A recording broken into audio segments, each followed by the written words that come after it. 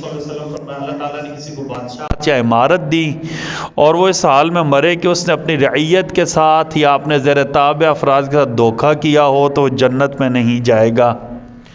اور ایک آسانی کے لیے بات سمجھے، جو اپنی قوم کا خیر خواہ ہوتا ہے نا، اللہ اسے ترقی دیتے ہیں۔ چیونٹی تھی نا، چیونٹی، قرآن میں کہا ایک چیونٹی نے اپنے قوم کی خیر خواہی کی۔ کیا خیر خواہی کی؟ بلوں میں گھس جاؤ، سلیمان علیہ السلام کا لشکر آ رہا ہے۔ اللہ نے اس کا کتنا بڑا اکرام کیا، کئی ہزار سال بعد قرآن میں اس کا ذکر بھی کیا اور قیامت کی صبح تک اس کا ذکر ہوتا رہے گا۔ ایک چیونٹی اپنی قوم کی خیر خواہ تھی نا، اللہ نے ایسے کیا، ٹھیک ہے نہیں؟ اپنی قوم کی ضروریات کا خیال رکھنا اور رعیت کے مقابلے میں کنجوسی نہ کرنا بلکہ سخاوت کرنا۔ رعایا کی ضروریات تب پوری ہوں گی جب حاکم کیا ہوں گے؟ سخی ہوں گے۔ اپنا پیٹ کاٹ کر اولاد کی طرح رعایا کے اوپر لگانے والے ہوں گے۔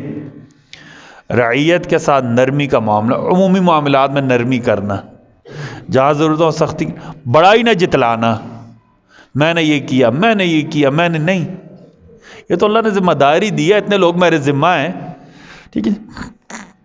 اہل علم کے ساتھ شرافت کا معاملہ کرنا، جو دیندار لوگ ہیں، جو کسی بھی شعبہ کے جینیس لوگ ہیں، لیجنڈری لوگ ہیں، ان کے ساتھ کیا کرنا؟ شرافت کا معاملہ کرنا، تجسس نہ کرنا، تجسس نہ کرنا۔ عہدہ لینے سے قبل کسی کے ساتھ لین دین کا معاملہ نہ ہو۔ مثلا ایک تو تھا گھر کے تعلقات، عہدہ لینے سے قبل بھی مجھے دیتے تھے، میں بھی انہیں دیتا دلاتا تھا، وہ تو ٹھیک ہے، لیکن عہدہ لینے سے قبل جن کے ساتھ ہدیہ کے معاملات نہ ہوں، عہدہ لینے کے بعد بھی ان سے ہدیہ کے معاملات نہ کرنا۔ اللہ تعالیٰ ہم سب کو کہنے سننے سے زیادہ عمل کی توفیق عطا فرما دے۔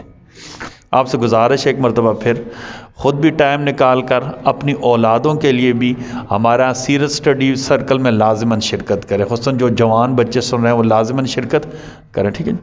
ربنا تقبل منا انک انت السمیع العلیم وتب علینا انک انت التواب الرحیم برحمتک یا ارحم الراحمین۔